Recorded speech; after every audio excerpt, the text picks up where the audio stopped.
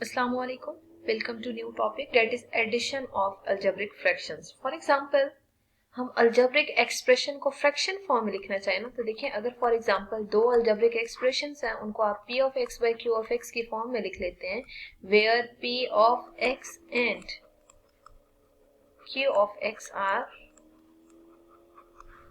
algebraic expressions. तो ये जो आपके पास फाइनल फॉर्म आ रही है ना p of x upon q of x, this is algebraic fraction. ठीक है, तो बेसिकली जो अल्जेब्रिक फ्रैक्शन है ना उसको अगर आप रिप्रेजेंट करना चाहें तो हमेशा याद रखिएगा आप उसको p of x over q of x की फॉर्म में इन जनरल डिफाइन करते हैं। ठीक है, तो अगर फॉर एग्जांपल कुछ फ्रैक्शंस हैं और उनके दरमियान एडिशन का साइन मौजूद है, मतलब कोई भी अरिथमेटिक ऑपरेशन हो सकता है, addition, subtraction, multiplication and division, तो जो भी अरिथमेटिक ऑपरेशन मौजूद हैं हम उसी के लिहाज से सिंप्लीफाई करेंगे। तो बेसिकली आज के लेक्चर में हम देखते हैं कि अगर आपके पास मल्टीपल अलजेब्रिक फ्रैक्शंस आ रही हों तो उनको हम ऐड कैसे करते हैं। First of all we will take example 1 that is simplify x plus y upon 3x plus 2y plus x minus y upon 3x plus 2y। ठीक है, अब देखें आपने अगर इसको सिंप्लीफाई करना है ना तो सबसे पहले ऐसा करते हैं कि हम इस एक्सप्रेशन को चेक करते हैं कि सिंप्लीफाई करने के लिए हमें क्या करना चाहिए।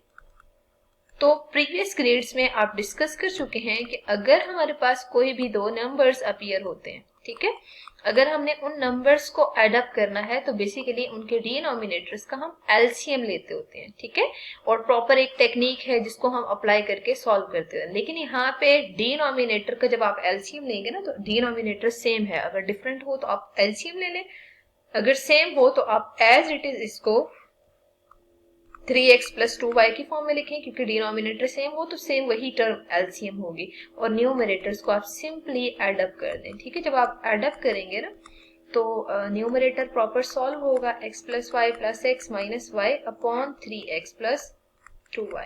ठीक है, y will be cancelled out and you are left with 2x upon 3x plus 2y। तो ये तो एक सिंपल सा क्वेश्चन था जिसमें डिनोमिनेटर सेम आ रहा था। ऐसा भी पॉसिबल है कि आपके पास इससे हायर ऑर्डर में डिनोमिनेटर्स गिवन हो या आपके पास चेंज हो। ठीक है, तो फिर हम क्या करेंगे, एक और एग्जांपल कंसीडर करते हैं। For example you are given with simplify x minus y upon x plus y plus x square minus 2y square upon x square minus y square. ठीक है, अब देखिए अगर आपने इसको सिंप्लीफाई करना है ना, दोनों को एड अप करना है, तो बेसिकली आप क्या करेंगे, x minus y x plus y और न्यूमरेटर में x square minus 2y square upon y x square minus y square. आप सबसे पहला काम ये करें, डिनोमिनेटर्स की फैक्टराइजेशन कर लें। प्रीवियस क्वेश्चन में क्योंकि वो लीनियर फॉर्म में थे तो उसकी मजीद फैक्टराइजेशन एग्जिस्ट नहीं कर रही थी, तो यहाँ पे फैक्टराइजेशन एग्जिस्ट कर रही है,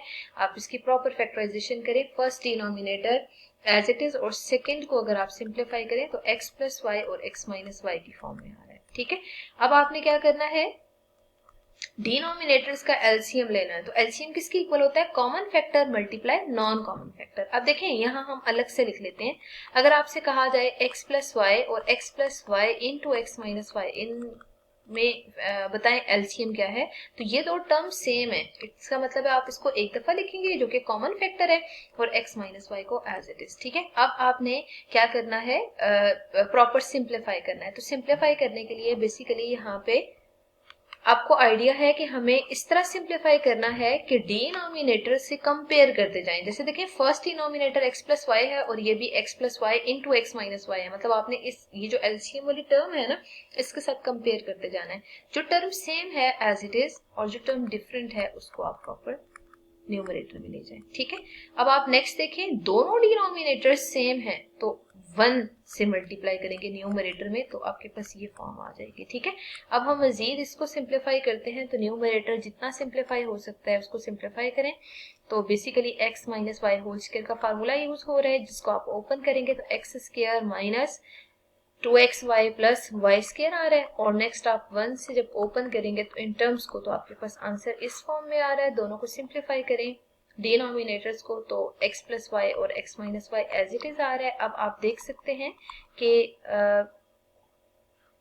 मजीद सिंप्लीफाई करने से एक्स स्क्वायर और एक्स स्क्वायर एडअप होके 2x स्क्वायर बनेगा, और फिर आप देखें कि वाई स्क्वायर और minus 2y square minus y square आ रहा है, और minus 2xy term as it is, ठीक है। डिनोमिनेटर में x प्लस वाई और x माइनस वाई आ रहा है। आप देखें कि मजीद अगर फैक्टराइजेशन हो रही है तो फैक्टराइजेशन करें, अगर फैक्टराइजेशन नहीं हो रही तो ये जो टर्म आ रही है इसको अगर अरेंज करके लिखना चाहते हैं अरेंज करके लिख लें, अदरवाइज आप डिनोमिनेटर को x square minus y square की फॉर्म में लिख लें। This is basically simplified form. तो मतलब ये प्रोसीजर है जिसके थ्रू आपने प्रॉपर इसको सिंप्लीफाई करना होता है, ठीक है। तो मतलब यहाँ पे देखिए प्लस साइन मिड में मौजूद था, तो आपने डायरेक्ट क्या किया है, इन टर्म्स को जितनी सिंप्लीफाई हो सकती है उतना सिंप्लीफाई किया है। एक मजीद क्वेश्चन हम ट्राई करते हैं जिसमें 3 टर्म्स आ रही हो। देखिए अगर 3 upon y minus 2 upon y plus 2, और यहाँ प्लस साइन यूज कर लेते हैं, plus y upon y square minus 4 के बनो, ठीक है। तो सबसे पहला काम हमने ये करना है, डिनोमिनेटर्स को सिंप्लीफाई करना है।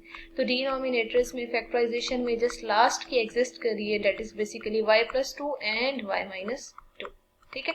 अब आप एलसीएम ले लें। एलसीएम में आपने यहाँ पे जो टर्म्स कंसीडर करनी है उसमें common factor multiply non common factor लेना है, ठीक है। तो common factor y minus 2 and y minus 2, ठीक है, y माइनस 2 ले लें। फिर आप y प्लस 2 और y प्लस 2 को देखें तो y प्लस 2 आ रहा है, ठीक है। अब आपने कंपेयर करना है टर्म्स को, और जो डिफरेंट टर्म्स हैं उनको इनके न्यूमरेटर से मल्टीप्लाई करते जाएं, ठीक है। तो फाइनल फॉर्म ये आएगी। अब आप इसको प्रॉपर सिंप्लीफाई करेंगे, 3y plus 6 next 2y minus 4 plus y आ रहा है, ठीक है। और डिनोमिनेटर में y माइनस 2 और y प्लस 2 आ रहा है। आप तब तक इसको एज इट इज लिखा रहने दें जब तक हम लास्ट एक्सप्रेशन तक नहीं जाते, ठीक है, क्योंकि लास्ट में अगर फैक्टराइजेशन के बाद मजीद कैंसिलेशन हो रही हो तो वो भी करनी होती है। अब आप न्यूमरेटर में देखें 3y plus 2y plus y, answer will be 6y, और फिर आप इन दोनों को सिंप्लीफाई करें कांस्टेंट टर्म को, तो answer will be plus 2 upon y minus 2 and y plus 2, ठीक है। अब देखिए न्यूमरेटर में मजीद कॉमन लिया जा सकता है 2 को कॉमन लें तो 3y प्लस 1, और डिनोमिनेटर में y minus 2 and y plus 2 appear हो रहा है। इसका मतलब ये है कि जो लास्ट फॉर्म आ रही है सिंप्लीफाइड फॉर्म, यही आपके पास आंसर होगी। लेकिन अगर लास्ट पे कुछ कैंसिलेशन हो रही हो ना तो फिर आपने हमेशा कैंसिलेशन भी करनी होगी, लेकिन यहाँ पे तो बाई चांस आपके पास कैंसिलेशन नहीं हो रही, तो जो आपके पास डायरेक्ट आंसर आ रहा है आप इसी को पुट करेंगे, ठीक है। तो बेसिकली ये प्रोसीजर था जिससे हम हमेशा addition of algebraic expressions find out करते होते हैं।